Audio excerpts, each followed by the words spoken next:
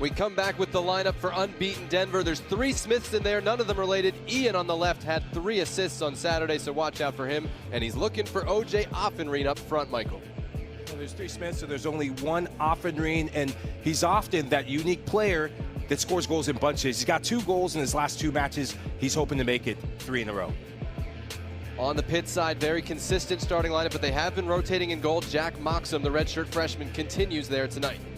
Injuries are part of the game, and no better way to know if your backup can swim by throwing him in the deep end. Look for Moxham to be steady in terms of shot stopping, but also deadly in terms of playing with the ball out of the back. This is a matchup both teams look forward to all season. Fans and anybody who loves the college game does too. And here we go. Denver unbeaten, #1 in the country by Top Drawer Soccer in black and red. Pitt 6 wins in a row, #1 in the country by the coaches in all white at home. Alongside a national champion at Wake Forest, Michael LaHood, I'm Jonathan Yardley. So glad to be joining you for this one. Teams have played 3 times prior, all in the last 6 years. 2 wins and a draw in Pitt's favor, the all-time series, including a 3-1 win here last year when they scored twice in the opening 15 minutes. Michael, though, as we start this one, every reason to believe that Denver is going to start fast and not be fazed by what they see tonight. It's a much more experienced squad this time around. And you already see it with their line of confrontation. I remember calling this match last year, and Denver, they started behind the halfway line, and I think almost paid Pitt a bit too much respect. A Pitt side that was very good and has been very good at home in the last couple seasons. But as we talked with head coach Jamie Franks, he said that we've learned some of our lessons from last time out or last couple seasons, and we're going to approach this match and play them head on.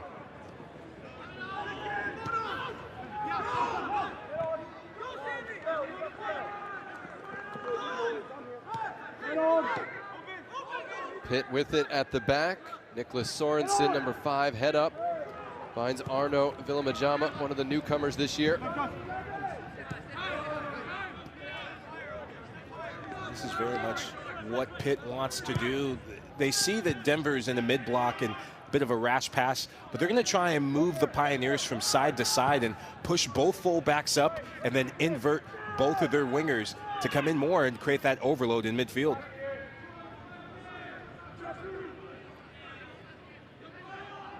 One of the reasons the program's so familiar with each other, the Denver head coach Jamie Franks played for Jay Vidovich, the Pittsburgh head coach at Wake Forest, with my partner Michael LaHood, and all together on a national championship team in 2007. And this is always a fun one for them from a personal standpoint. And they even said it has some professional developments and benefits as well. Well, this is, make no mistake about it, we already see a first couple nutmegs. This is very personal for both Jay and Jamie, and already prior to kickoff, I was getting a lot of text messages from a lot of our former teammates and even Wake Forest alumni. There's alumni that are in the house. Ryan Cockerty, I'm going to give you a shout out. I know you're in the house. I know you're going to watch this game. And we saw him having some fun, having some laughs with both head coaches. Player down, it's a throw-in given to Pitt, but Bryce Willoughby, making his 4th straight start, sophomore from Houston, gets a helping hand back to his feet from Michael Laverne, the referee.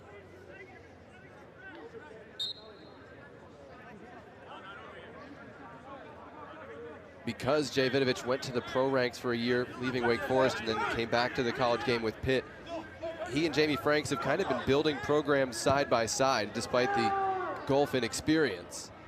I think each has enjoyed watching the others rise. Jamie said, Pitt games are on a lot in our facility. They're one of the teams we enjoy watching play. Very much so, and this year is very reminiscent of some of the years that they've had where they've made big runs in the NCAA tournament, where they start strong and make this place, this very stadium, a fortress. And you see it this season. One big difference is they're both doing it at home and now on the road. Ball turned over in midfield. That was Jake Smith winning it for Denver. Pitt immediately hunting to try and get it back, and Ian Smith turns it forward. without a clear target. Pitt will go back to the goalkeeper, Moxham. Jonathan, as soon as you see Denver get the ball, when Smith got the ball there, Pitt recognizing who the most dangerous player is, and it's Sam Bassett. As soon as the ball turns over, there's always someone pressuring and getting some physical contact on Bassett so he doesn't receive the ball, turn, and then spray that pass forward. Majama couldn't keep that in on the near sideline. It'll be a throw into Denver. There is Sam Bassett. Again, he'll start wide on the left, but he'll pop up all over the midfield to find pockets of space to create. He's such a unique player. When talking with Jamie Franks, we asked him the question of what's his best position. He said anywhere in the attack, anywhere in the midfield. He turned it over. That time leads to a scoring chance, and it's bent wide. Good look for Pitt early, though. That's the person that you want and the player you want to get on the ball. Pitt so good at pressing higher up the field, forcing turnovers, overloading that midfield. And I love this from captain and senior midfielder Guilherme Fertosa, trying to open up his body, but he loses his footing at the top of the box. That's why that ball just misses high and wide.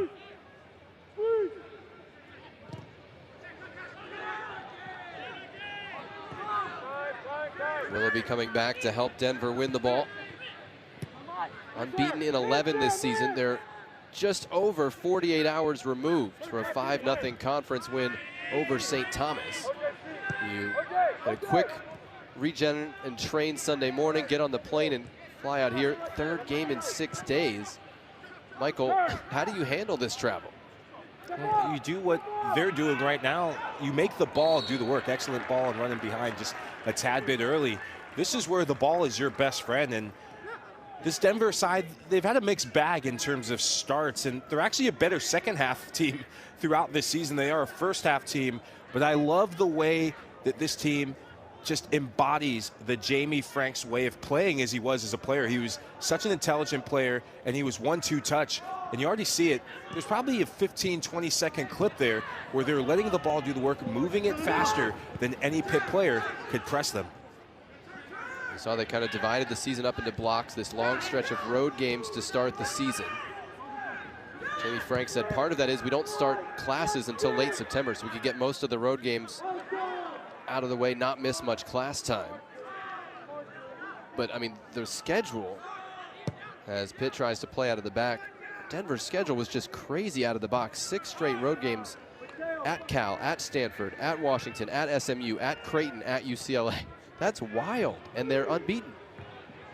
Oh, you look at a Stanford side that's been in conjunction with Pitt, one of the talks of national soccer, one of the talks of the Atlantic Coast Conference.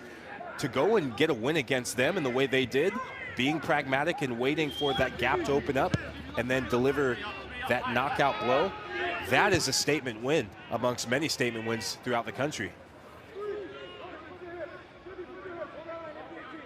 We're held to a draw at home by Portland. Their ranking dropped a little bit. You see the 6th ranking from the United Soccer coaches. Every other result's been considered exactly what the doctor ordered for Denver. Pitt, on the other hand, we told you 9-1. Their only loss at Penn in a game that was a short turnaround for them following a win over Penn State. And boy, they have not missed a beat since then. Scored at least 2 goals in every game except that 1-0 loss at the reopening of Rhodes Field there in Philadelphia at Penn. Jay Vidovich's team picked 9th in the preseason poll. Had to be a bit of a stunner despite the way last season went, and right back to the top of the heap. 4-0 halfway through that 8-game conference schedule. I think a big reason why last season was a difficult one for them. Look at how many players that have been so crucial to putting this soccer program on just an elevated presence on the national landscape. I think of a Val Noel, I think of a Jackson Walty, Berton. There's just so many household names in the last 5 or 6 years that weren't there last year, and it was a massive rebuilding project for Jay Vidovich. And I remember calling this game, and he had that wry smile that he tends to have when he knows that he's got something. He's got his diamond in the roughs waiting to be hatched. And he said, it may not be this season, but we'll be back and we'll be better next year. And here we are.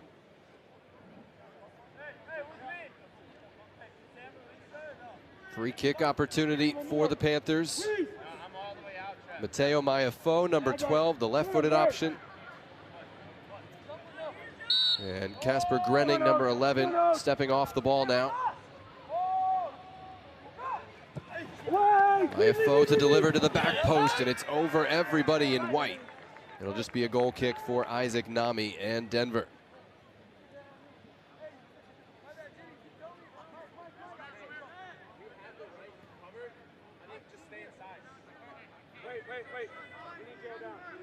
You played for Jay Vidovich in the 2000s at Wake Forest, right? 2007 national champions. Yep. Do you have a take on how he's changed or evolved as a coach over the years, or is it still kind of pretty much the same? He's always evolving, and just a snapshot of our Wake Forest team in the 3.5 years when I was there. In terms of formations alone, when I got there my freshman year, we played a 4-4-2 just like everyone in the country was playing. By 2007, we played a 4-2-2-2, and then by the time we finished, we played 4 defenders and everyone else doing whatever they wanted. So I think it's that just freedom to be, that freedom to allow his players to be and express themselves. I've seen him grow a lot in, and I think leaving Wake Forest, as big of a decision that was for him, and I remember when he made that decision, he actually came to visit me out in Southern California when I was playing for Chivas USA, and he told me that he was about to do something big and keep it on the wraps. And just the humility to ask my thoughts and to ask some of us as his former players what we thought about what he was about to do, that just showed the respect that he had for all of us and the appreciation that he had, not just that 2007 title-winning side, but beyond that. Our first of what I hope will be many Chivas USA references tonight. Very good. May they never die. Oh man, not like the club. The gift that keeps on giving. Ball eventually came back to Pitt here, but unable to connect the ball into the penalty area.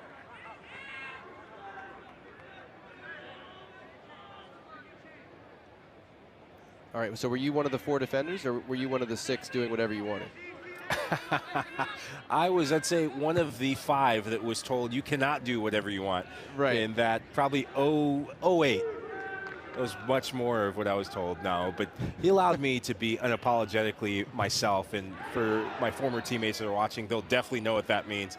I was a work in progress, like many young men coming into college. And thank goodness Jay was patient with me both on the field and off the field.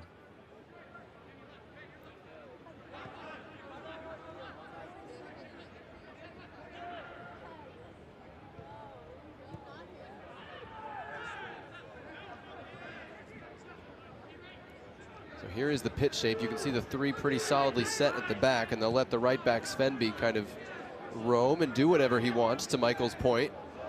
Pop up in some unpredictable spots, and that can in turn open up space for other players as well.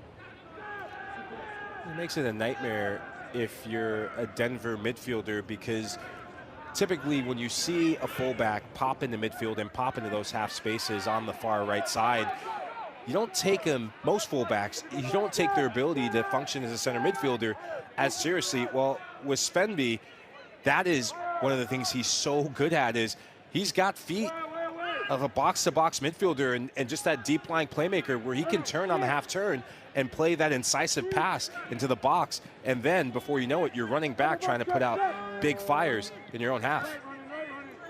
Excellent counter press from Pitt here to win the ball back. And win it back again.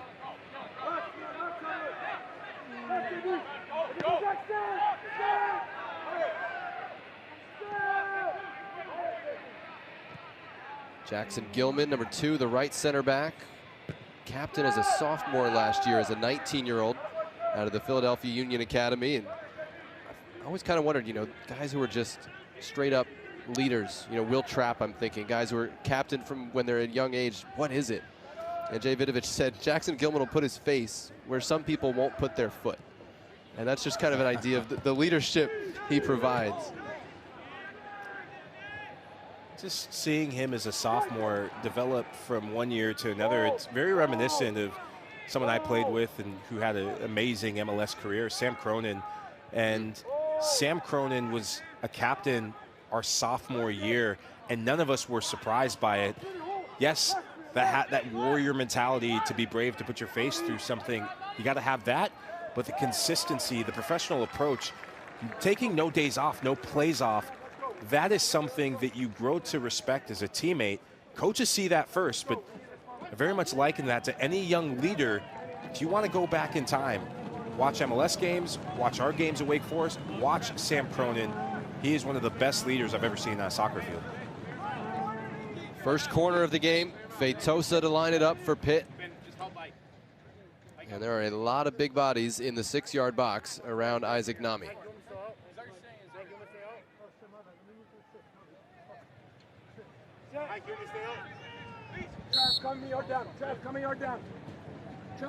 Feitosa's delivery.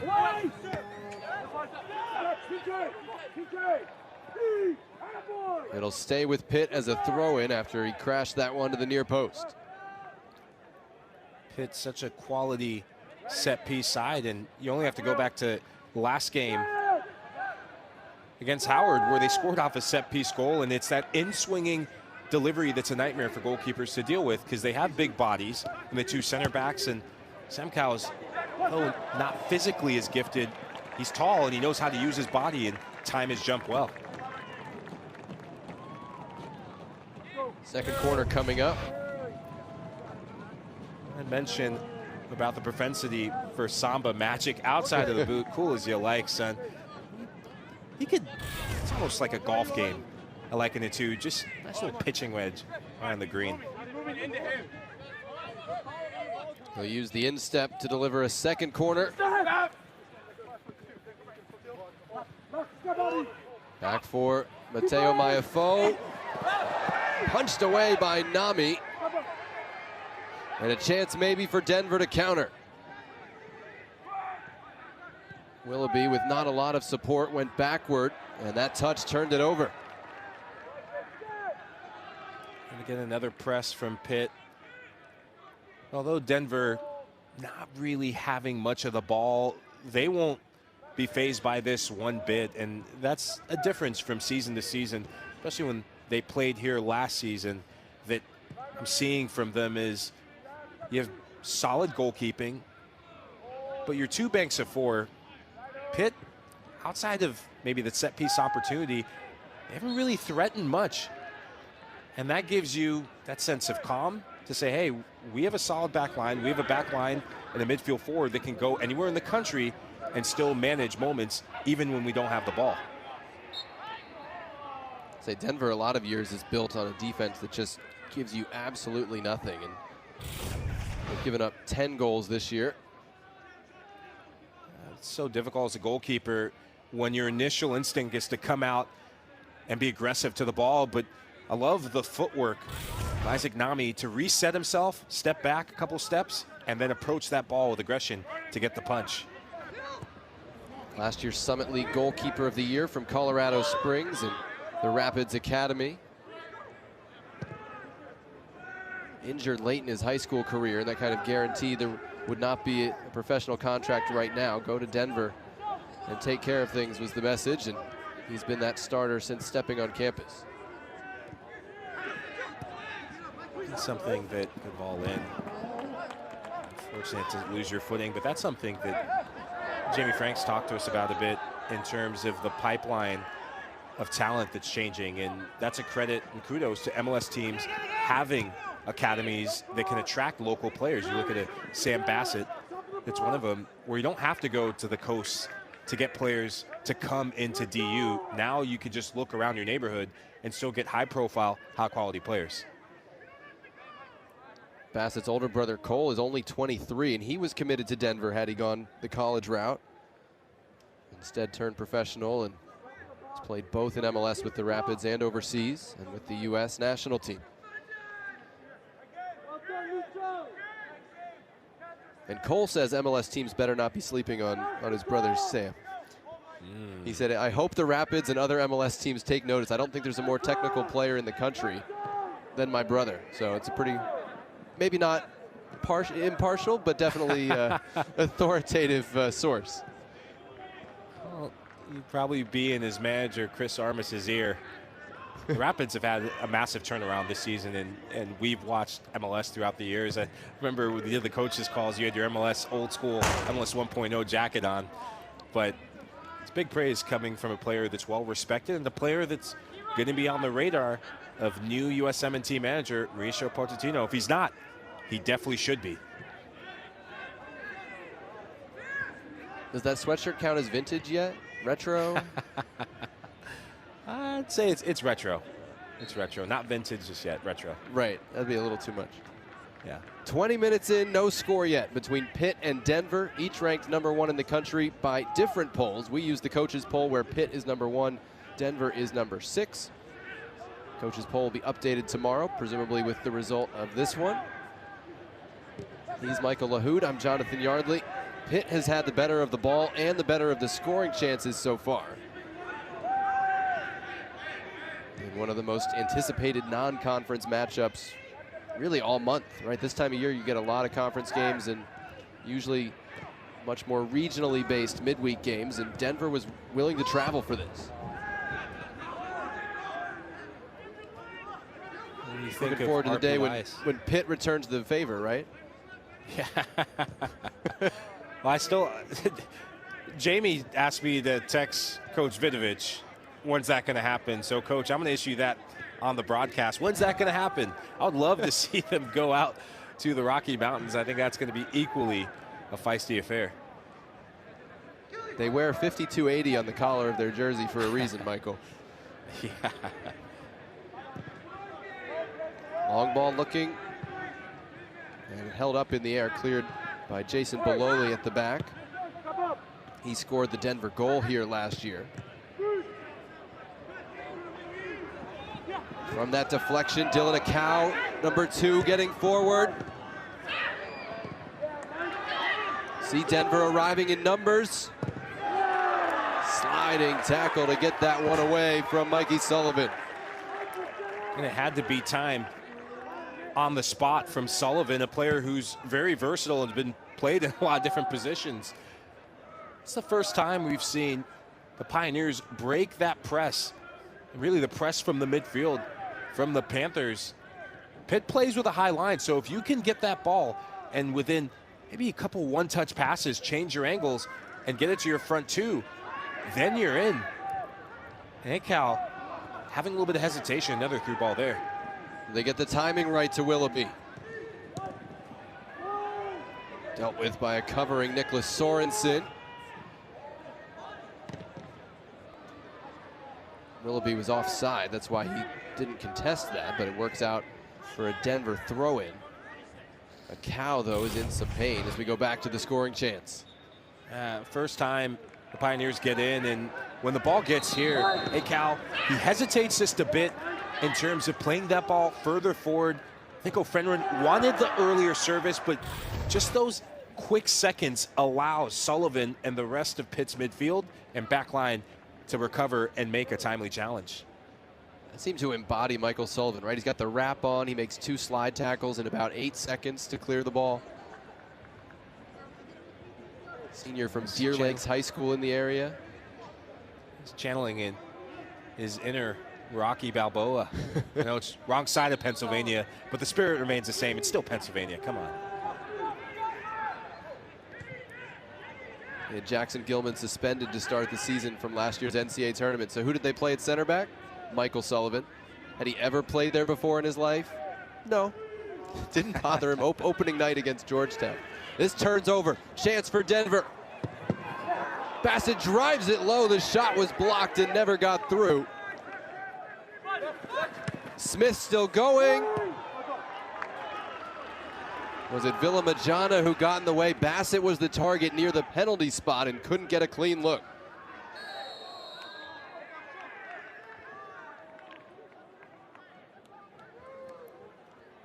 Well, after 20 minutes or so of Pitt being in possession, it's the Pioneers giving them a taste of their own medicine, pressing.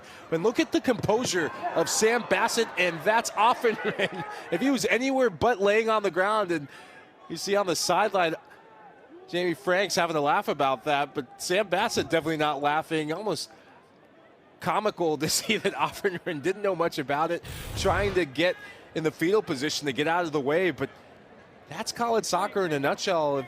You can have all the possession in the world, but it's what you do in the final third that's a deciding factor. Much better from Denver.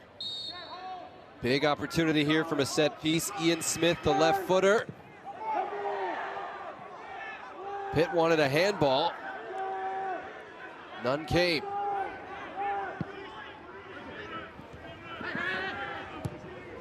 Good touch by Jake Smith, but he overcooked his through ball. 24. None of them are related. It's always difficult when a ball's whipped in to judge handballs these days, and Pitt has a fair claim to a handball. It's often that right arm extended out. It's not close to his body, so it's making him bigger than the frame of his natural body. So it would have been a fair shout to a handball claim. 25 minutes in, of course, clock counts up at Ambrose Urbanic Field. Long ball looking for Louis Samkow, who's had a quiet game, 8 goals to lead Pitt, and he's been especially deadly lately. Ever since he scored in his hometown when they played at SMU, he hasn't been able to stop scoring. On the run here. And goal kick is the decision, to his dismay.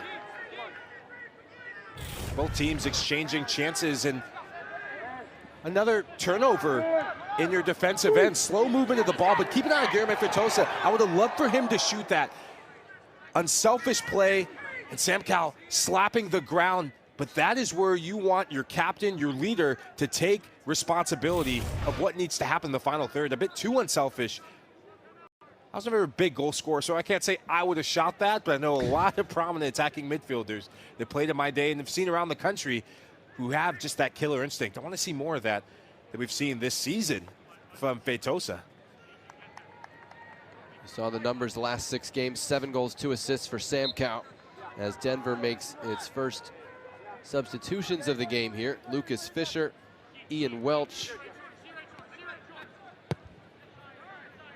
Among those checking in.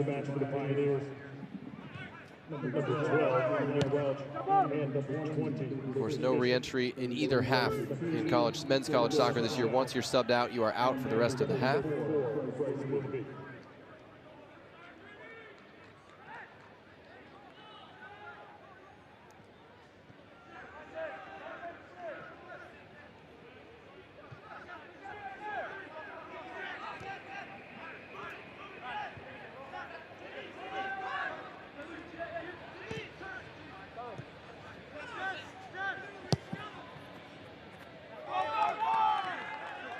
Again, the Pittsburgh pressure forcing Denver into a turnover.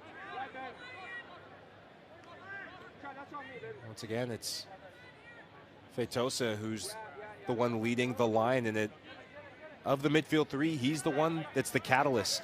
Not like that from Coach Vidovic. Yes, Samkow is going to be, as the lead striker, he's going to shade it to one side and make it predictable for Feitosa to then lead that midfield and spring the pressing trap, and then the rest of the team follows.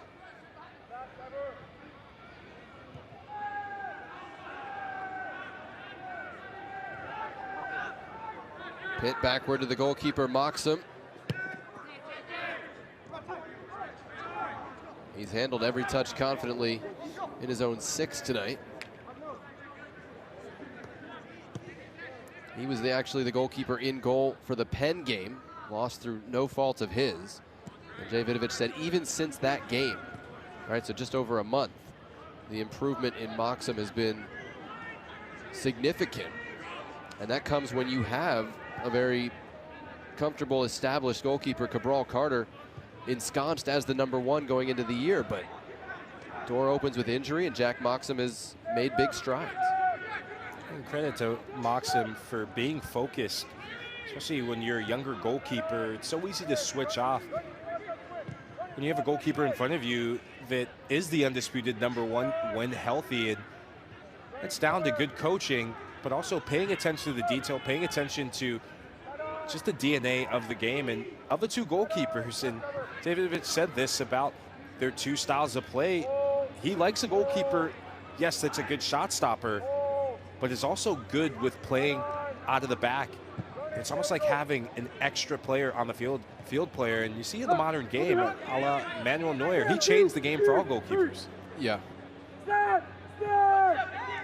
Carter had been in concussion protocol. He is available tonight. That one is scooped into the penalty area. Took a couple of touches and will be a Pitt corner.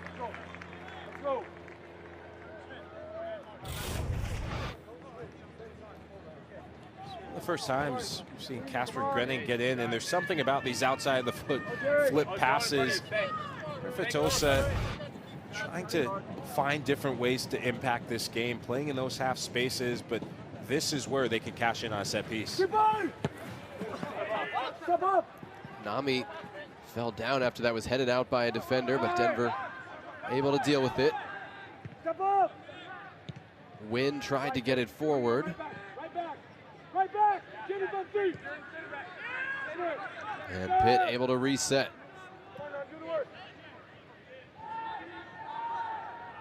"30 minutes in, Pitt has controlled it.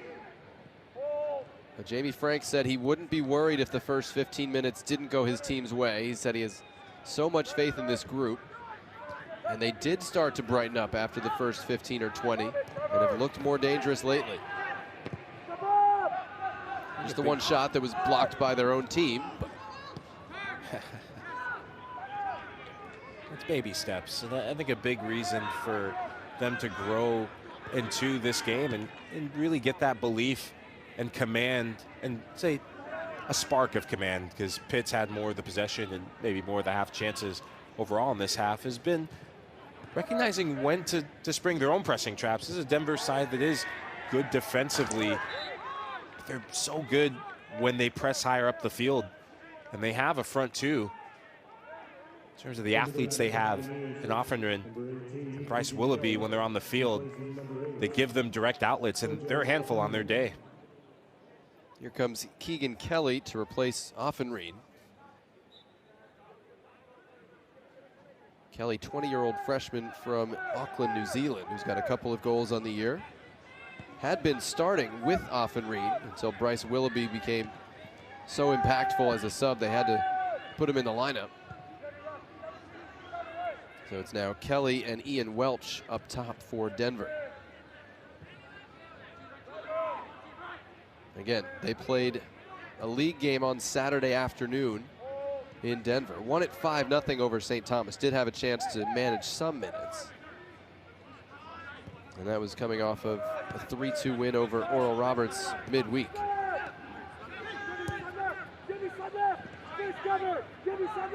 This is Casper Grenning.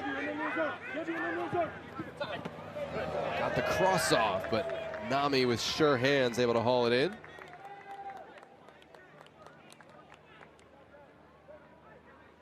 Grenning transferred in from Kentucky. Also brought in Svenby from Dayton. Bill Majama from Spanish football. Pressure in their own penalty area, and Denver plays through it. A bit of fortune there from Denver. Not really knowing where the press is coming from, and a blind ball skip through the wickets. And both teams trading possession. These are the spaces and places where players who have just that football intelligence of where to shift pressing traps, where to shift low blocks, they come to life, especially right before the half. Nobody running at the back post behind Sam Cow. And Denver will just take the throw in the corner. Ronan Wynn, one of several Denver players who's back from major injury. Tore his Achilles, missed all of last year after he was the Summit League Defensive Player of the Year 2 years ago. And his older brother Declan Wynn, a name you might have heard in U.S. soccer circles, both in MLS and USL. They also have Trevor Wright, who missed last year due to an ACL injury, and Ben Smith, whose injury mid-season last year forced them to change systems and really took them out of their element. You see a big difference in this Denver side with those names that you mentioned, just fortifying the back line. Neat interchange there. It falls to Sam Cow, and that's cleared away out of the 6-yard box by Ronan Wynn, and now cleared to midfield. It's good reading of the danger by Wynn, and right on the money with what I was about to say is the fortification of that back line. It just goes up that much more. When you have experienced players who've had success, it gives that sense of belief, especially when you're on the road and away from home, that you can bend but not break. And Pitt getting their main man, Sam Cowell, and Feitosa and Sam Cowell, those are the two that have to look to combine. And I think that ball was going to go, that shot was going to go just wide of the post. But I like this by Wynn. He recognizes danger, and he's already on his bike to get to the goal line. You never know. You don't want to be that player that you hesitate a bit, you don't put that extra effort in, and that ball's in the back of your net and thinking, what might have been. He says, now I play with gratitude after missing last year due to the Achilles injury. Lasse Dahl on for Pitt here. He's made a big impact as a sub time and time again. Has earned some starts.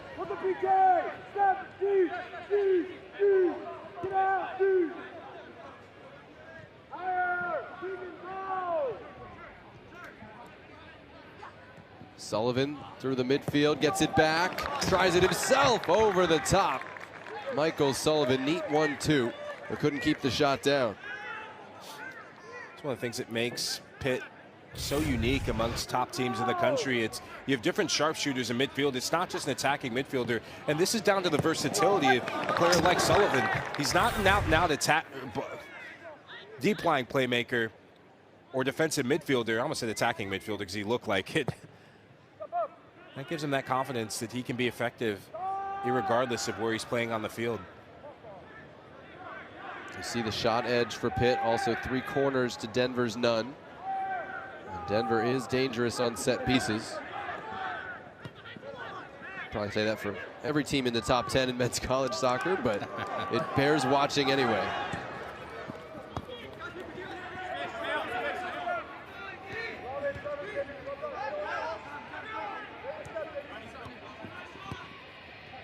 Feitosa to Grenning.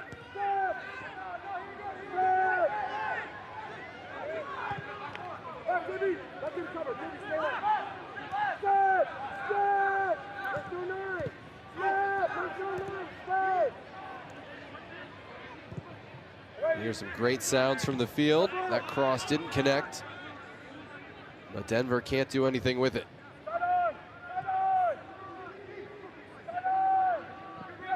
Overwhelming possession advantage for Pitt, and it's not a surprise, but it hasn't given Denver many opportunities.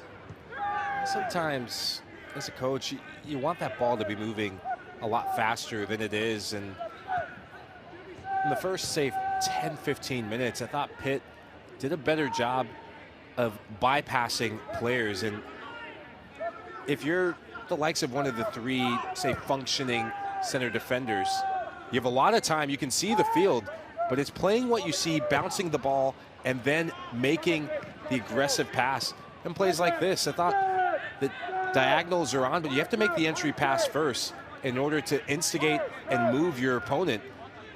Like, if you make a pass centrally, then that forces gaps to open up, especially in and around the shoulders of some of the wide players of Denver. A nutmeg pass to find Grenning. Ran all the way through the box and cleared away by Bassett.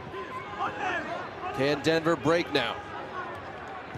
Ian Welch trying to play in behind for the run of Kelly, and it was dealt with comfortably by Sorensen. Pioneers Jackson Gilman under pressure.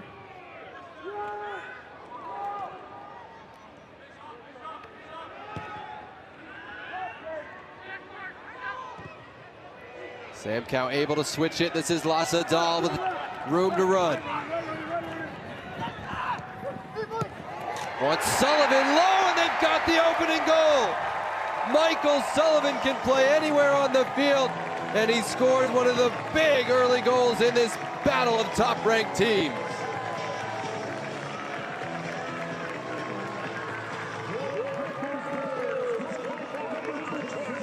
And this is much more like it from Pitt, and Jamie Franks is kind of looking puzzled because he thought he's had his side very well in this game, but just one moment and lapse of concentration, the inability to shift out wide to a player like Dahl, who's so good 1v1, recognizing where the space is.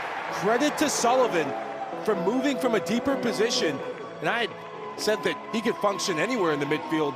Well, he's functioning as the difference in this game, and a quality hit, hitting it across the grain of his body, opts to go near side.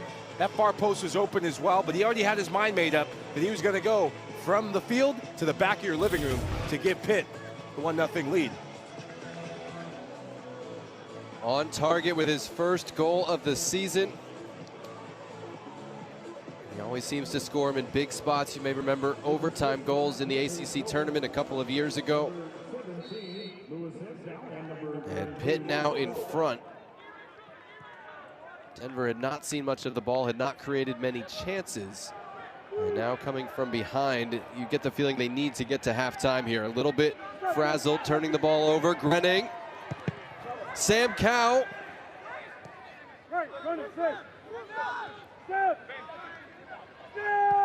Pitt will back it out and try again. 40th minute, trying to make the most of their advantage.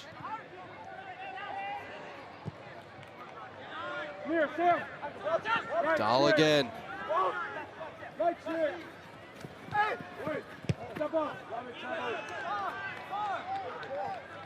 It'll be a Panther throw on the right-hand side.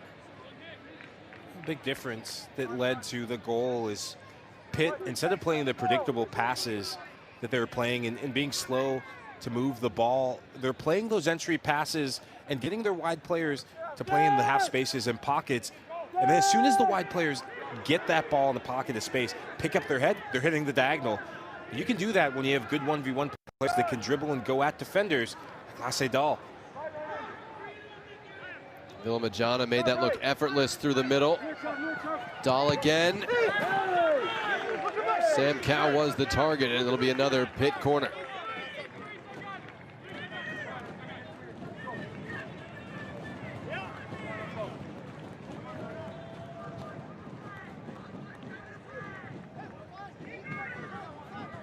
Dahl, 20-year-old freshman from Denmark. Goal and now 5 assists on the season. And he's pretty much a one-man counterattack, which means this might not even be the best game for him since they have most of the ball, but you've seen what he can do with space out there as well.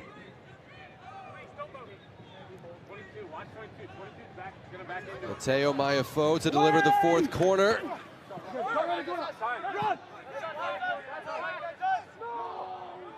Both teams campaigning, and this one goes in Denver's favor for a goal kick.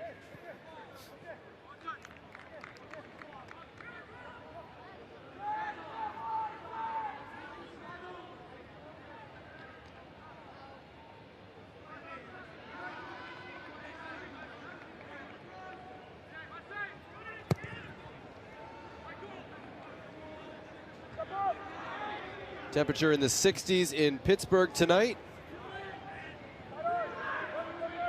Starting to be scarf weather this time of year. I know for soccer, true soccer fans, it's always scarf weather, but you can be a little more utilitarian with them now. Yeah, that's something that some of my former teammates, we used to have a laugh that even in 80-degree weather, by the time we were seniors, we would wear scarves and gloves. I don't know why we were just those crazy sort of kids, but I think the college season and cold weather, they just go hand in hand. And if you're playing and you can put your scarf out, and maybe in Pittsburgh, Pennsylvania, or Denver, Colorado, there's snow on the ground, and you still get to take your boots out and train and play games, that means you've done well in your season and you're playing for big things. So I think both of these teams and both these players, sets of players, be hoping to keep their scarves and gloves on for as long as possible. Yeah, the crisper weather means bigger games. Big switch there, found Gilman.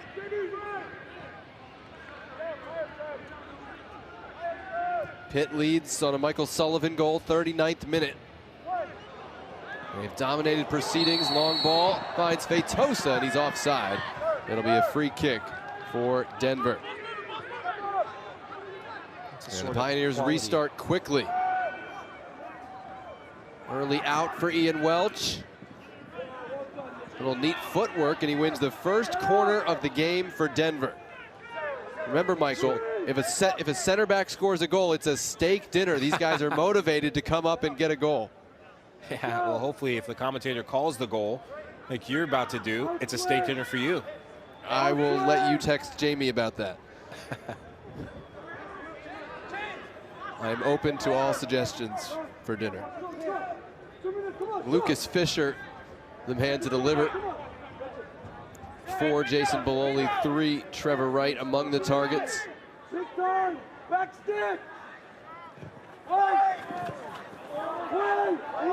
did run through, but not to anybody in a black shirt. And it'll be a Denver throw.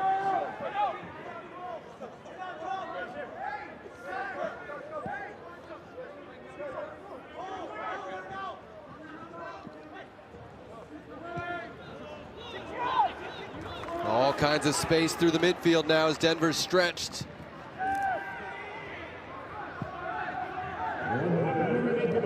Uncharacteristically, that was closed down, and it'll be a Pitt throw, though, in the attacking half.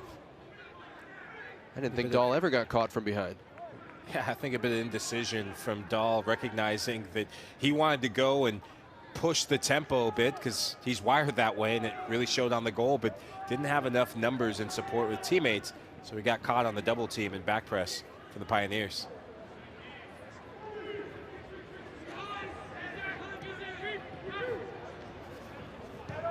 Final 30 seconds of the first half.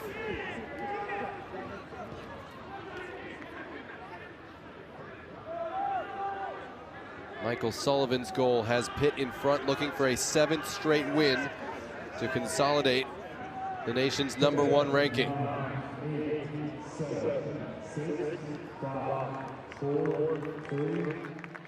They hold Denver to a single shot in the first half. Their lowest in the first half in any game this year. Only other time they had the... Pitt plays a high line, so try and get some runs in the channels. Their best chances came off of that. Underway in the second half between two of the top-rated teams in the country. Denver unbeaten on the season, 7-0-4, rated #1 by Top Drawer Soccer. Pitt winners of 6 straight, 9-1 on the season, rated #1 by the coaches, and a 1-0 lead as we start the second half. He's Michael LaHood, I'm Jonathan Yardley. So glad you've joined us for one of the highlights of the non-conference schedule once things turn to October. This is the standout fixture. And the first half was a little more one-way traffic than maybe you'd expect from a game featuring 2 top 10 teams. We'll see if Denver can open up another lane, shall we say, in the second half.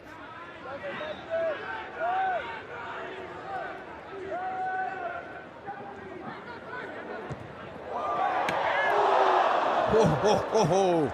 Off the post from outside the box from Casper Spenby. Wow, that would have been some start to the second half. Still a threat from Pitt.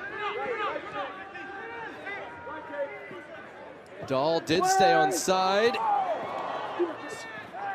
And that header is deflected safely back to a relieved Nami.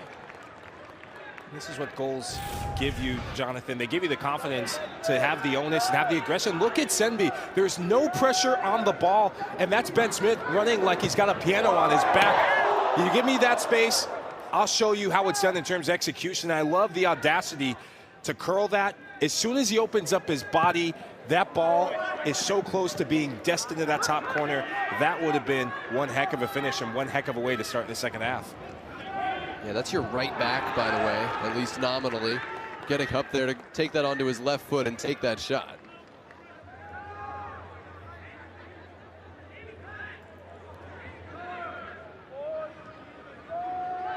Eben McIntyre in up top for Pitt. Big fella, number 25. Scored against Howard on Wednesday in that 8-1 demolition and rewarded with some more playing time.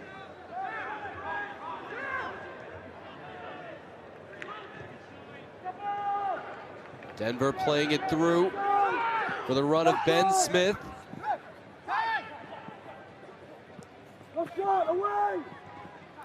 Schomer just into the game, number 9 in black. He's coming back from injury. I don't know if Bassett meant that little deception, but it worked. Ian Smith will take it himself, and it's tipped over the top by Moxham. Denver threatens at the other end and earns a corner. Credit to Moxham for having the focus and Denver having a better response. Getting your fullbacks up. We know Smith has the quality of service, and I think that was probably meant to be a shot, but you take it any which way you can get it. Moxham seeing that all the way through and taking the safer route and nudging that over the bar. Second corner kick of the game for Denver. Over. Header right on target from right and collected by Moxham. First save of the game, or second save, I guess he had one just before, for the redshirt freshman. Trevor Wright, no stranger to scoring goals in big games for this Pioneer side. He's tough, and he creates good separation to get the thumping header, but unfortunately can't direct it in either corner.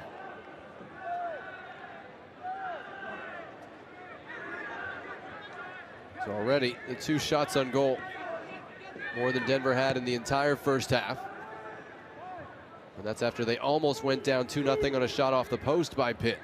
So maybe we'll get that open half after all. Here we go back to the previous play. Right. He was thinking steak dinner. From where, though? Are we talking Outback Steakhouse, Ruth Chris? It's got to be Ruth Chris if they score in this game. I don't know. I'm sure the Denver area has plenty of fine establishments. As long as they don't do the Amarillo one. Yeah, no. There's Jamie Franks. Trying to get his team to turn it around in the halftime locker room. And again, he said these tough road games, playing on 48 hours rest, that's adversity we want to expose our guys to, both as people and as players for the big picture, and also to prepare them for games later in the season. That's a good point, and it takes me back to something that I think was so helpful for our Wake Forest teams, and he's learned from Jay Vinovich, and this whole game of the master teaching his pupil and playing against his pupil. So the year we won the national championship, and even the year before, Jay would have us create and relive some of the different elements and difficult elements we were going to face at home, because he would say you never know when you're going to face the likes of a UConn. Curling shot finds the corner, and Jay Vinovich loves to see it. 2-0 Pittsburgh. Casper Grenning, come on down.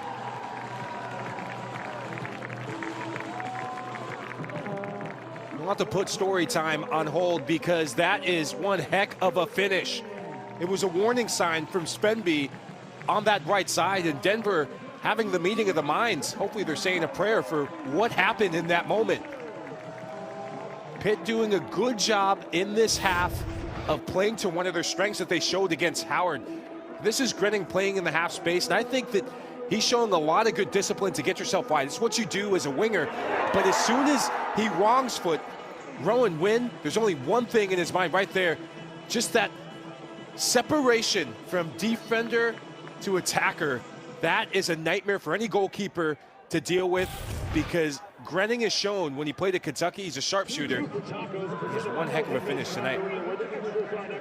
11 goals 2 years ago at Kentucky, only 5 last year, and they expect he's getting in good spots. The goals will keep coming. This is his 4th for Pitt. And again, this is their 11th game. They've scored at least 2 goals in 10 of them. And you're going to have an awful lot of wins in college soccer if you scored 2 goals in every game. They're already one of the leading goal-scoring teams in all of college soccer. I think they're 4th in the country in terms of goals per game. Then you put them in a top 6, depending on what ranking you're looking at. Battle of 2 prospective #1 teams, and they still show that they have a different gear that they can hit. Something you have to applaud.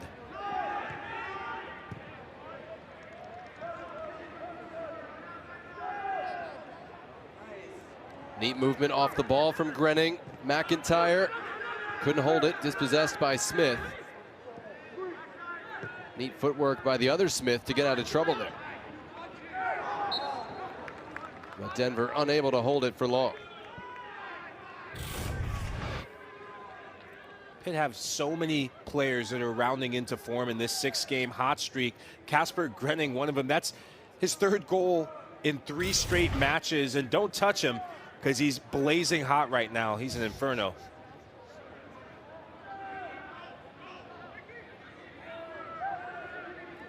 That will put you up to the top of the standings, most importantly, and the polls as well.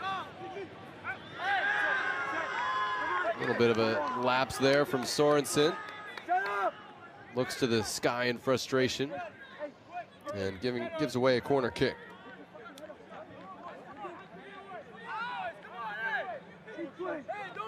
It's astounding to see the 17 goals scored in the second half, and I was just about to give Denver praise for their 14 goals that they've scored in the second half. A decent amount of them coming away from home.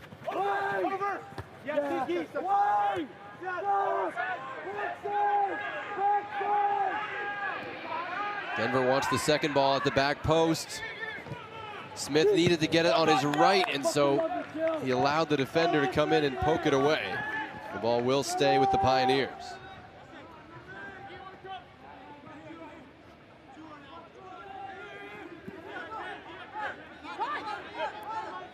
Grenning with the goal in this half. Mikey Sullivan scored in the first half for Pittsburgh.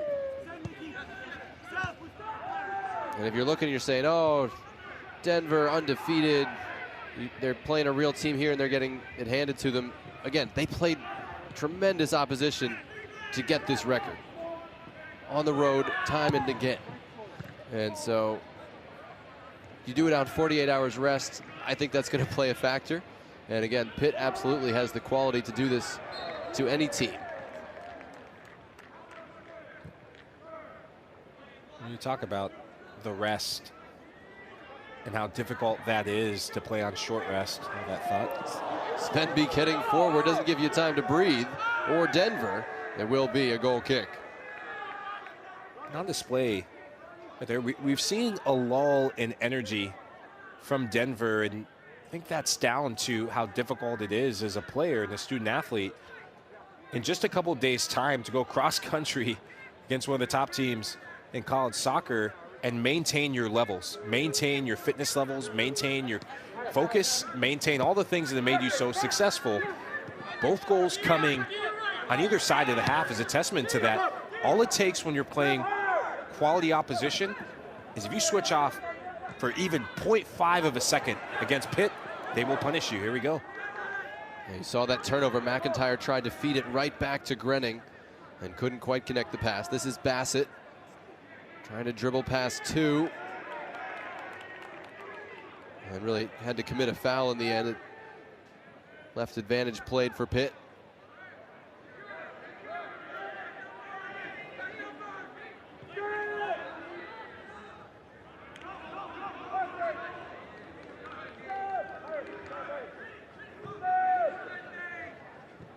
Pretty good after the restart for Pitt on the season. Not bad at all. Howard game helped a little bit, but it's been a pretty consistent trend that we've seen. Yeah. If you take those 8 goals out of that, that's still impressive around the country.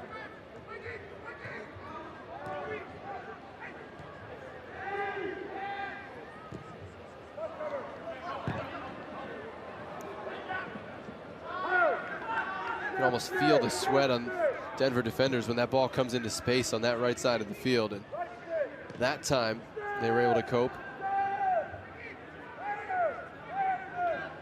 Bit of a mismatch on this right side because of the high starting position of Svenby. And now you're just constantly outnumbered. Yeah, if you're one of the two defensive midfielders, you're caught in a pickle because what do? Do you drop with Svenby and create a 2v1 with one of the opposing Pitt center midfielders?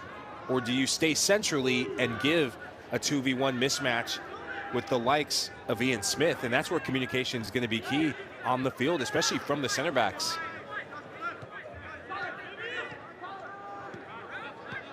Svenby's marking Bassett right now in the middle of your screen.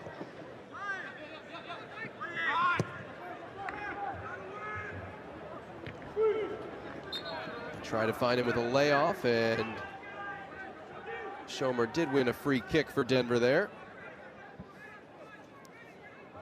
Tyler Schomer just back from injury. Didn't play from August 29th until Saturday against St. Thomas. And what did he do when he came back? Oh, 2 goals and an assist. Yeah. Even if one came off his hand. They all count. Yeah, you still celebrate him like you scored a World Cup goal. I know I would. Absolutely.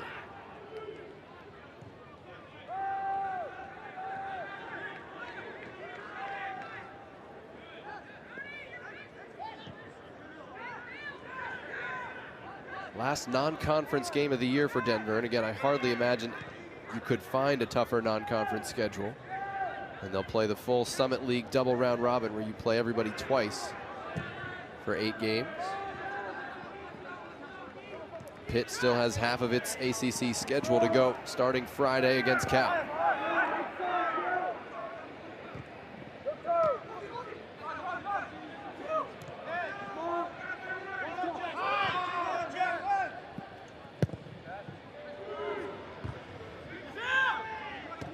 Ball one right back for Denver. Schomer trying to connect with Welch, and the pass was behind him. It's better for Denver, though, where it's one of the first times we've seen the front two try and look for each other. I thought for large portions of that first half, when you have Willoughby and OJ Offenden, they were playing two separated. Both love to run the channels. But when you get in the final third, you have to stay connected with each other. Maybe one attacker or one striker take a run to the near post, create space for each other. They look like they're on different islands and not really giving Denver enough in the final third. Louis Samkow back on, replacing McIntyre. And again, it's kind of tough these days when you get that shift right after halftime. You go everything and you're taken out, and there's no re-entries. You're done for the day.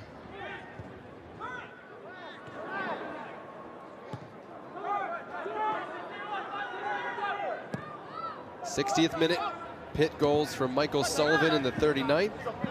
Casper Grenning in the 51st to take control on the scoreboard of a game that Pitt has really controlled throughout. Neat work here to get Ian Smith forward. Now this pass was behind Bassett. Neat footwork. And Bassett's ball looking for Ian Welch up top. Couldn't connect.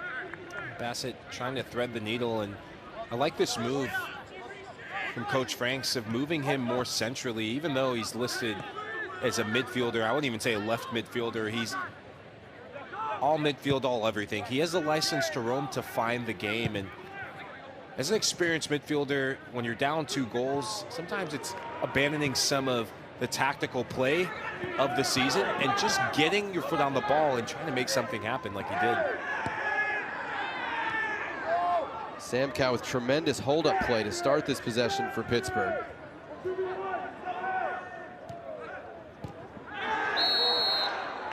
And foul from Ben Smith. It's going to be a deserved yellow card here.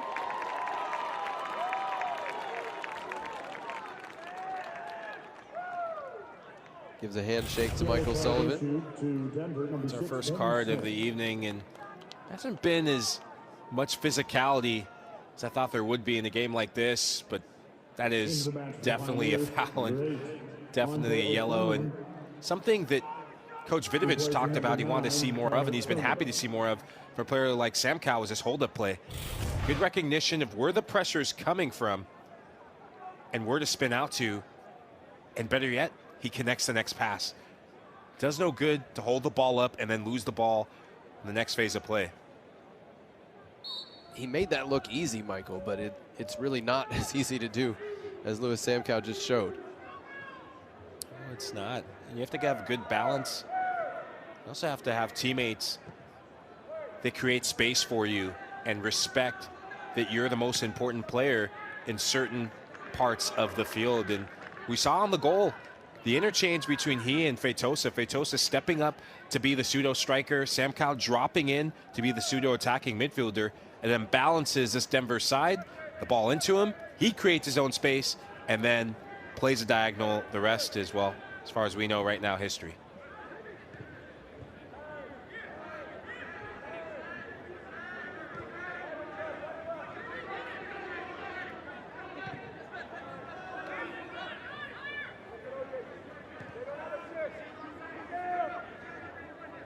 Denver's twice had unbeaten regular seasons. And looking their first loss in the teeth here, down 2-0.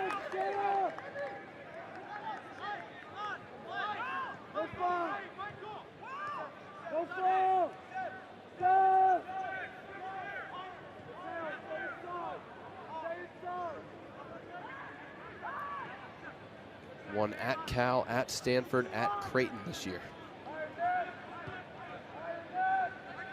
It's impressive. Let's not forget results against the likes of a UCLA. Who are no slouches themselves.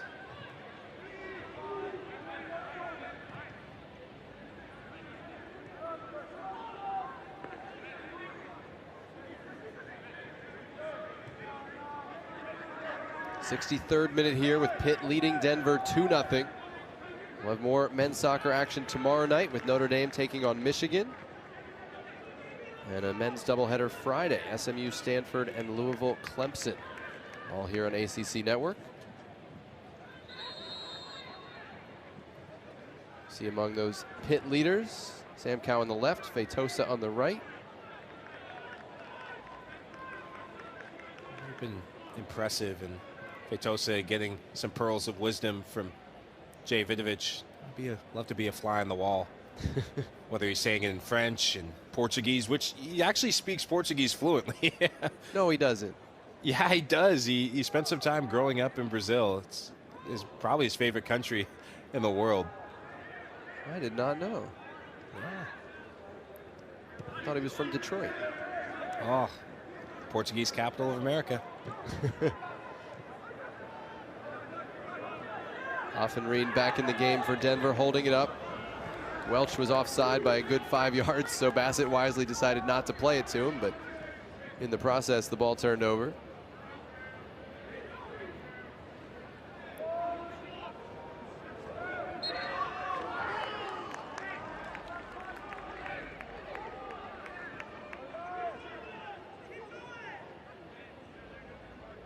Good news, by the way, for Pitt. Villamajama given a second year of NCAA eligibility. Came in as a grad student based on years of experience playing in Spain and in Catalonia, but he will be eligible for next year as well, which is a big plus. Isaac Nami scoops that one up with a low dive and outlets quickly. The goals that Nami's given up is so difficult as a goalkeeper to deal with. The strike from Grenning, that's a world-class strike. That would go in on just about any goalkeeper in the world. And Sullivan goal as well, just a quick release. It's really a quick release. You better release this ball out of your feet. Jackson Gilman took his time before getting that one out of the back. Again, Sam Cowell able to hold it up and connect with a teammate. It's Sullivan, head wrap and all.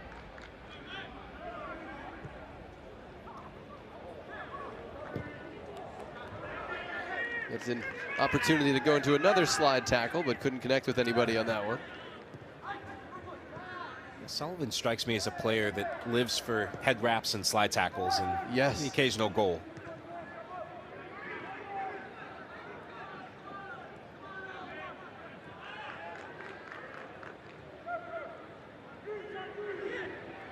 Easily able to pick the ball there, and a diagonal won't connect.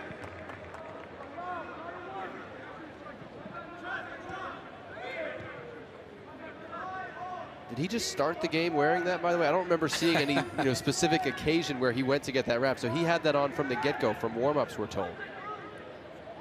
I can already see in the locker room, and I'm just going to go put myself in a player's shoes. And one thing before a big game, what's on the locker room playlist, that's everything. And I think we won the national championship because we have the best playlist in the country. I stand by that, and shout out to our DJs. I think Orion Swaim, he was always in charge of the music amongst many, Marcus Tracy as well. But if I'm looking at Sullivan, he strikes me as a player who has Eye of the Tiger on repeat. Yeah. I don't care what the locker room's playing. I have my go-to, and I'm not going to change. I mean, I just think when you start to think in the NIL era, what are the opportunities you can do with this wrap, this headband? He got banged up on Wednesday against Howard, which is what actually led to the wrap. There is fact behind these. Yeah, that's unfortunate, and it takes a little stinger going up unprotected. You see it right there, just the back of the head. I liked it better, and we just fabricated that story. He just showed up without any bumps or bruises. It's a better story. Come on. We have our wonderful Pittsburgh-based ACC network crew to thank. They watched more of the Howard game than I did, and they knew that that's where that came from. Absolutely.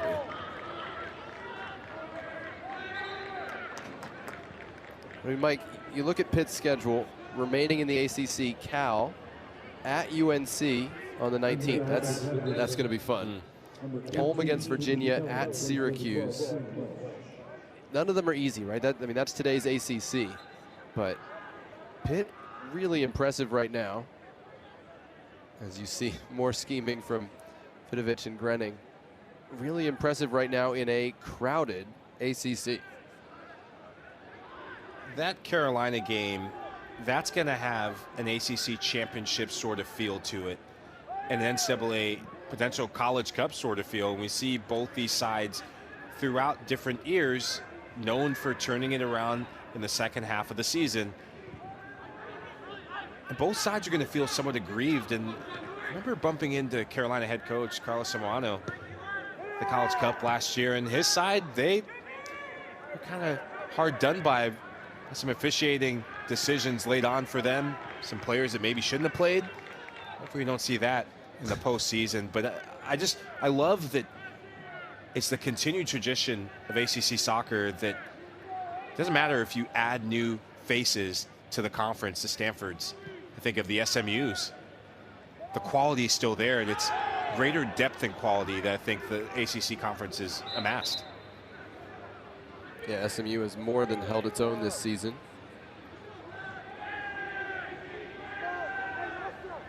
I don't think Carlos Zamorano is feeling warm and fuzzy toward officials after the Clemson experience either. Oh, add that to the list. It's a long one. Great work here to set Smith in. Everybody ran to the 6, and they weren't able to connect with a trailer. Smith has some room. Offside flag went up, and the whistle now blown. It'll be a free kick for Pitt coming out. Now, Pitt men's soccer, not the only #1 ranked team around here. Pitt's volleyball team in action Wednesday night against number 17 SMU. Pitt 14-0 on the year, has lost one set all season. 7 o'clock Eastern, ACC Network Wednesday night. Top 25 matchup between Pitt and SMU.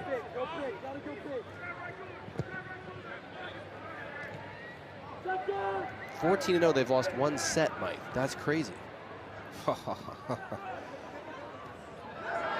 I'm always impressed at consistency in any sport.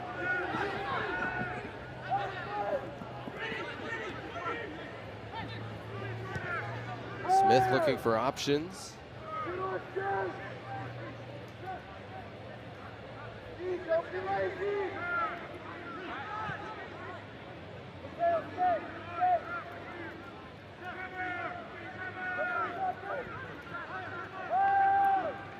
Pitt, it feels like letting Denver have more of the ball here, but again, 70 yards from goal, it's not a problem. No, it really isn't. And if you're a DU side, it's who do you want the ball to go to? Ultimately, you want to get Sam Bassett involved, and Bassett playing more centrally as he's done in this second half, but not many touches. And Pitt utilizing different players. You think of Casper Svenby to man Markham and snuff out the supply line that creates danger for the Pioneers. Yeah, Pitt knows that's option number 1 and maybe options 2 and 3 as well. When you get the ball, is look for Sam.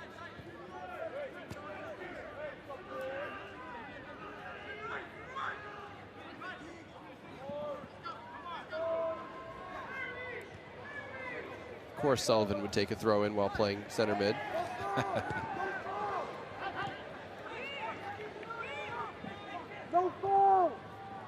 There is Bassett.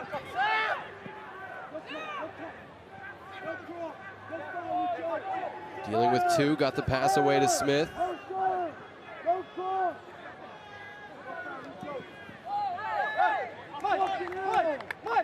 Louis Samkow, dogged defending in his own penalty area, and high fives all around from the quote-unquote defenders on the team.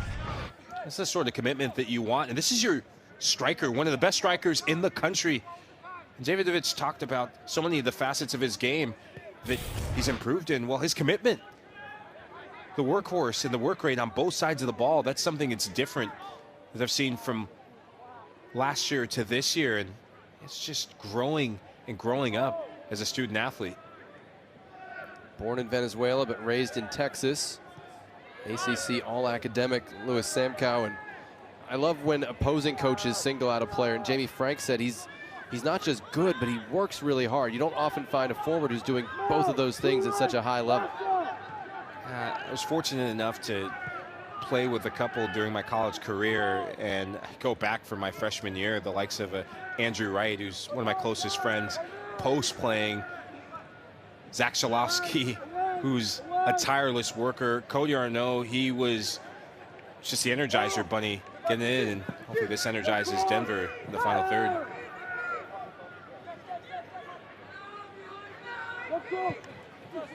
Ian Smith wants to deliver that very dangerous ball, runs through everybody. You could see him use the run off the ball as a decoy to open up his passing angle.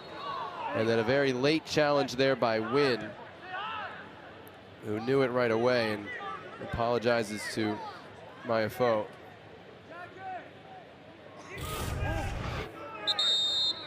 When you're trying to get back in the game, it's utilizing wide spaces, and it's going to be a good cross in there for Ian Smith, who's impressed. But this is a tired challenge. Both fullbacks, and it's a correct call from the referee, and Wynn knows he was in the wrong and nothing more than that.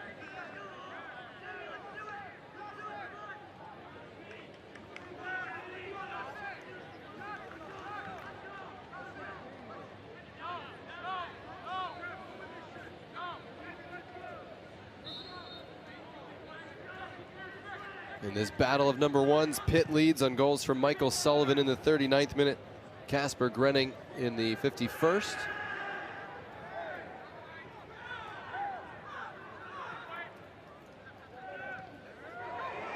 That's picked off, however.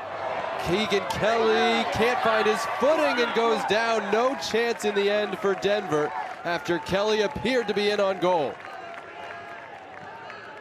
It's much better from Kelly and Denver, and we saw this a couple minutes ago as Jackson Gilman lacks in possession, and it's almost like Bambi on ice from Kelly. Can't get his foot and his balance, and I know Coach Franks would want that moment back, and Kelly would want that moment back, but maybe 15 minutes ago, Gilman had a bit of a sloppy play at the back, and it's only 2-0. It's not 5 or 6-0.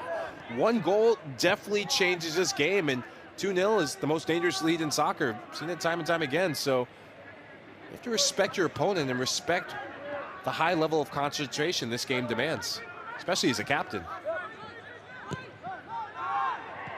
That's turned over as well by Gilman. Yeah, it did take a touch off of Pitt. We could hear it, and the call is a throw in for Denver. 75th minute here. Can the Pioneers create something?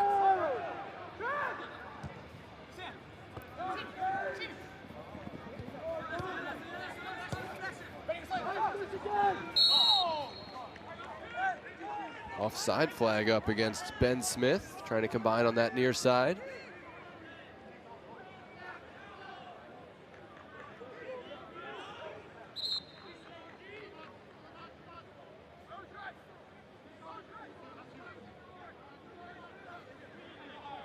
Obviously, Mike, these two are hopefuls to be playing deep into the postseason, to be playing in scarf and glove time. Who are some of the other teams from around the country who are on your radar to make a deep postseason run? There's one team that I think that they didn't give the best account of themselves, and I'm looking out west at UCSB. I think this Gaucho side, with the likes of Alexi Ledoux, who's looking like Ledude out in Santa Barbara. He's one of the leading goal scorers, 9 goals to his name. As he goes, this team goes, and going out there is a tough place to play, and I think I'm still looking for cover from all the tortillas that were raining down. Let's say if they can get home field advantage, their chances go up. Absolutely. We'll have the ACC tournament, of course, here, up to a 15-team affair coming your way in November.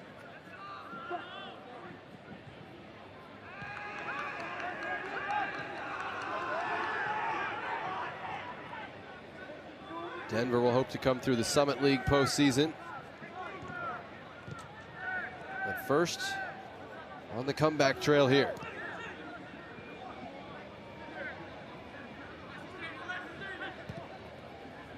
Bassett trying to get a pass away through 3.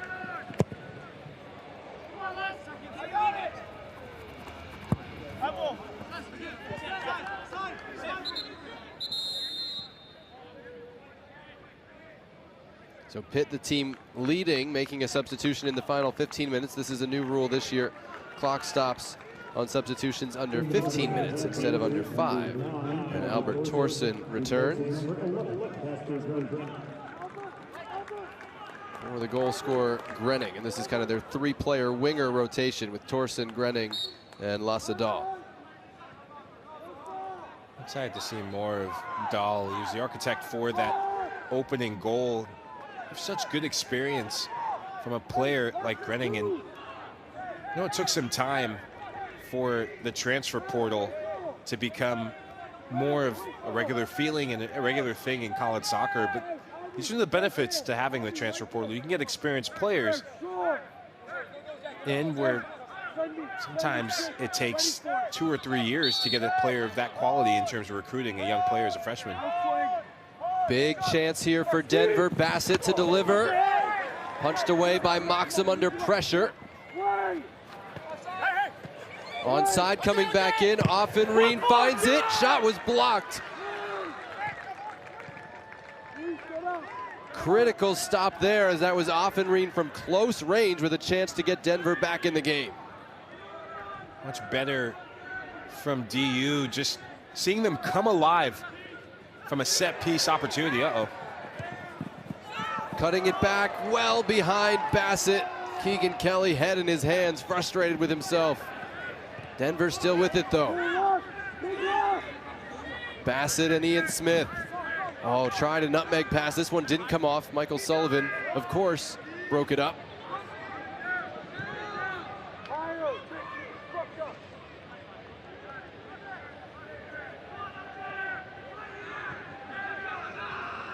And now it's Pitt needing to calm down through possession a little bit.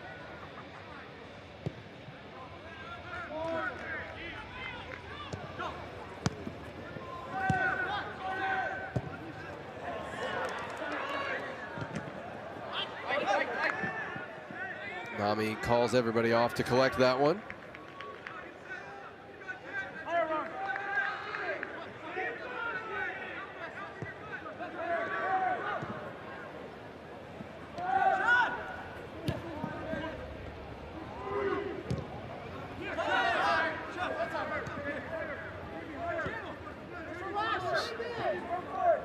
looking at some of the subs that have come in and the impact of a Kelly and the impact of set pieces. The quality is there. Moxham comes out brave, as you should. Uh-oh.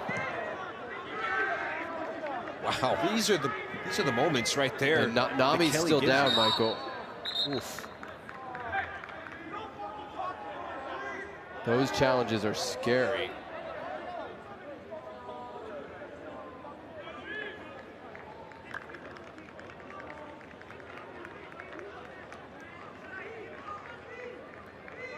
Feitosa hearing about it from a couple of Denver players.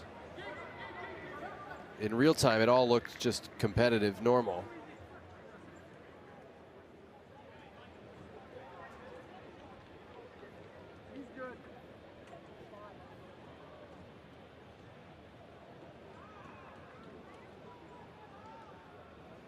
Looked like Isaac Nami was trying to say, "I'm good," and he is going to get to his feet here as we go back to it. Sometimes not putting your goalkeeper in a difficult position. The weight of the pass, it isn't strong enough from Ben Smith. You see him raise his hand there. That's brave.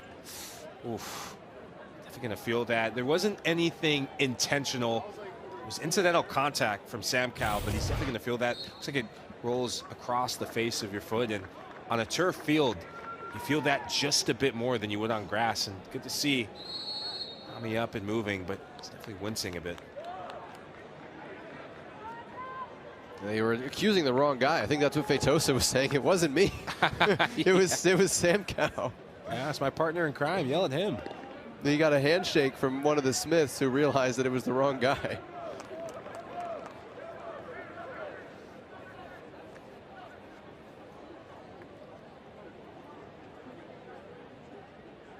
So they're giving Isaac Nami some time to make sure he's good to continue, and a message from the referee, Michael Laverne, to Pitt's captains as well.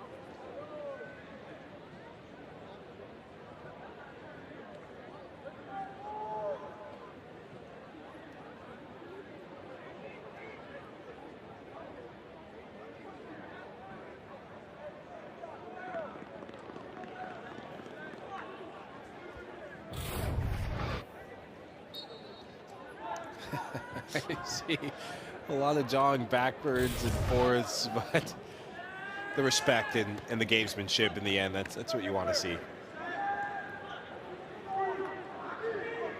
Ian Smith going hard into several challenges and somehow keeping the ball. It finally turns over. Around one. Sam Cow will drive it up toward the parking lots. And it took a deflection, apparently. Again, Pitt just having a bit of extra life and a bit of energy and aggression, pressing again in midfield. It's been a theme of this game so far as Pitt, that's just the silky smooth customer, but Pitt having pressing traps and creating dangerous opportunities by forcing turnovers. Yes, they've had their goal that they scored in terms of carving apart Denver, but a lot of Denver's problems have become at their own hand and their own dispossession. Fifth Pitt corner, and Nami collided with Willoughby and another player as well, all from Denver, kind of arriving at the back post at the same time. And the clock will be stopped once again. This is Ronan Wynn that's going to take the brunt of this challenge from Nami. Before it was Nami, and oof, that was a haymaker to punch that ball away. He just punched Willoughby in the face. Yeah. When the ball's floated that high, there has to be communication from your goalkeeper to yell keeper and let you know that he's coming, and he's coming with force and aggression. See everyone back on their feet. A few bruises and bumps felt on that play.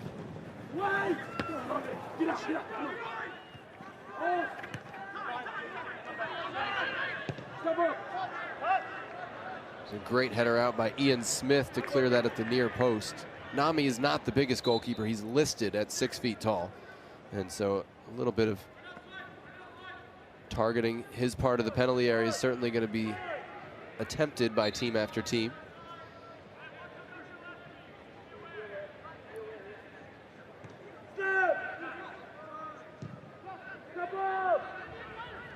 Pitt has been comfortable most of the night. 2-0 lead, 82nd minute. You see the shot margins. Jack Moxham, a couple of saves for the Panthers. And again, the goals from Sullivan and Grenick.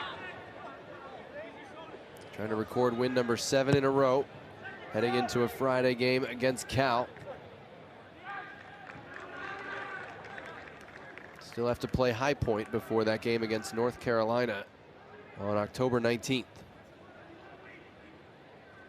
It's going to be one of the best games you're going to see in the country, especially because the fact that it's in Chapel Hill, and it's going to ask a lot of questions for Pitt that we know and we've seen season after season that this is a fortress. This is one of the toughest places to come play in college soccer. Sometimes they've gotten tripped up going away from home as the bogey teams and trap games are waiting for you in the wings. Is it too late for us to get assigned to that game, Michael? Well, I know the higher ups are watching. We travel well. I think Dean Linke is probably set for that one.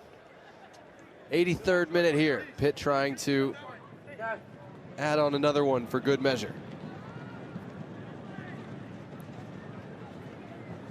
Feitosa's corner. Caught that one full and sends it out for a goal kick. A reminder, you know what's coming. If it's fall and it's the ACC, we got the basketball schedules coming up. ACC tip-off, preseason media days from Charlotte, Tuesday, Wednesday, Thursday, all day, right here on ACC Network. Starts tomorrow morning. We'll be here before you know it. And that's all on ACC Network and the ESPN app. Torsen gonna try it and whistles one. And it caroms back to the goalkeeper Nami after going out of play.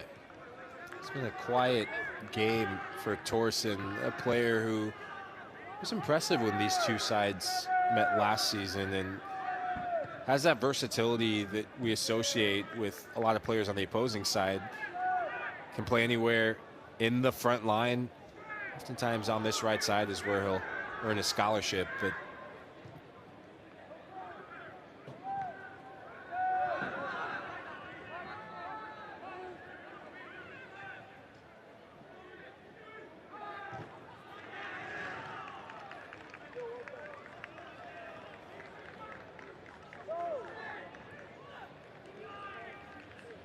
all right, Michael, you've been in many Jay Vidovich locker rooms post-game. What's he going to be more pleased with?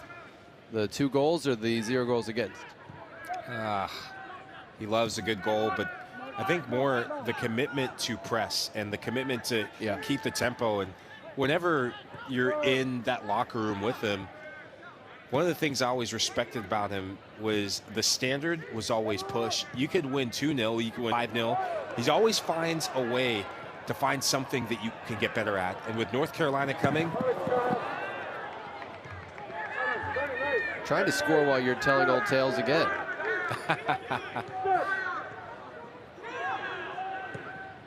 All right, am I in the clear? Good. I think, oh, maybe not. The press is coming. I think I am now with the foul. But with North Carolina in that game coming up very soon, there are facets to this game that he'll want to clean up and have his side clean up. You think back to that Sam Bassett opportunity. If that's Martin Vitchian that gets on the end of that, that might be in the back of the net. And so there are kind of a couple plays, the lapses of concentration that if I know Jay well, which I do, he'll harp on that with the back line, he'll harp on that with the midfield. But overall, he has to be, and he will be very pleased with the overall performance, especially in how they step things up in the second half to come out of the locker room. That's Michael Lahoud. If you're just joining us or have missed most of what we've been talking about, he played for Jay Vidovich on Wake Forest 2007 National Championship team. Played with Jamie Franks, who is the Denver head coach, and Zach Shalosky, who is also on the Pitt staff.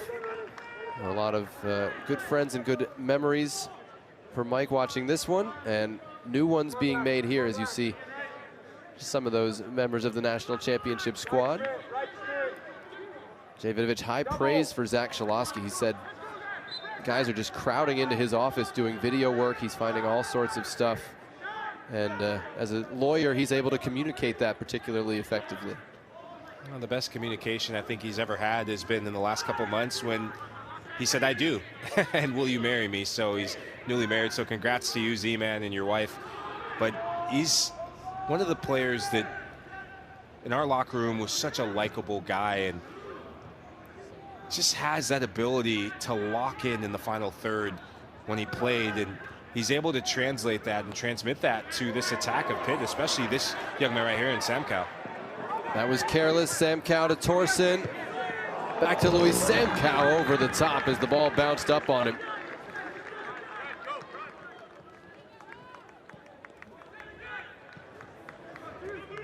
Let's see. Zach, or Z-Man, as we call them, definitely applauding that. But what hasn't been a goal yet for Samkow has been relentless work rate, and he is the architect of so many good things.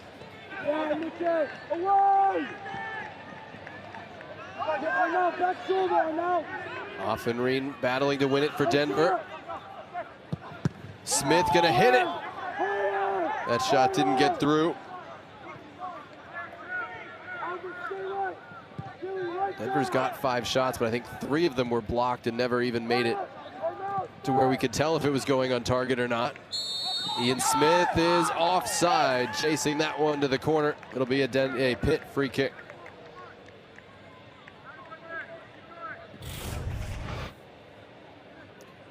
This is much better. This is what your captain, your warrior for the team, is meant to do.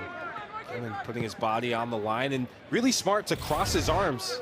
We see it now with video review. If you make your arms out wide or you make your arms bigger, and we have some afters.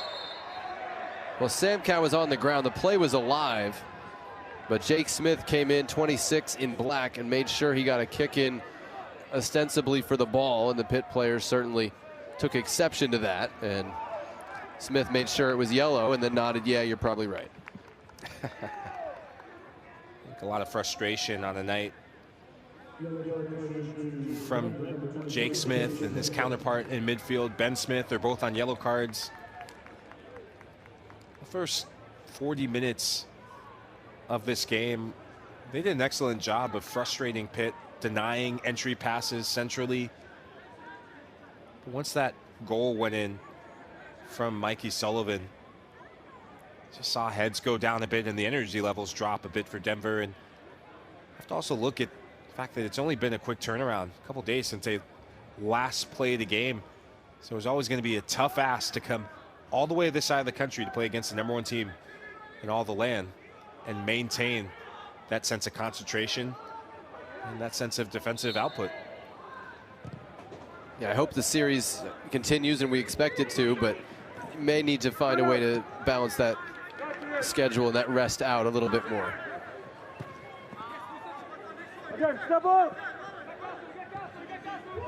Again, Pitt's playing on a full normal rest since a Wednesday game. And Denver's played twice since then and flown across the country.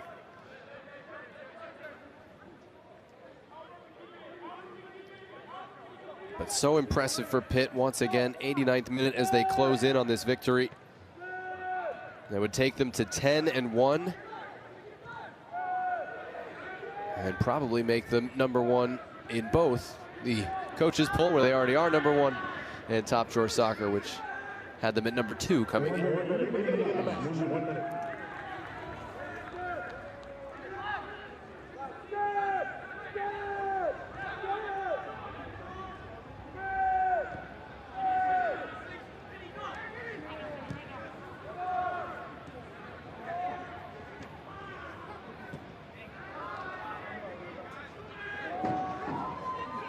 Still some hard tackles out there, but final 30 seconds of this one.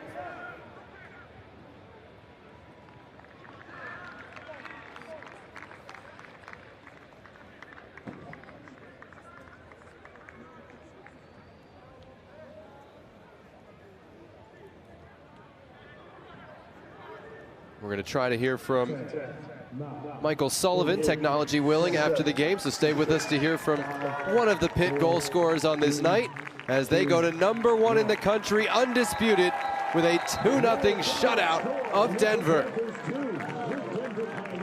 It's a deserved victory for Pitt tonight, and credit to Jamie Franks and Coach Franks and Coach Vidovich. And you see the respect they have for each other. It was always going to be a tough ask to come all the way and play against the top side in all the land. But Pitt, they're showing that there's been a separation between them and the rest of the country. There's still many more games to be played, but what we saw tonight, they are undisputedly the best team in the land for now. 7 straight wins for Pittsburgh. They've scored 2 goals or more in 10 of their 11 games. And they add another shutout to the ledger as well, in dominating an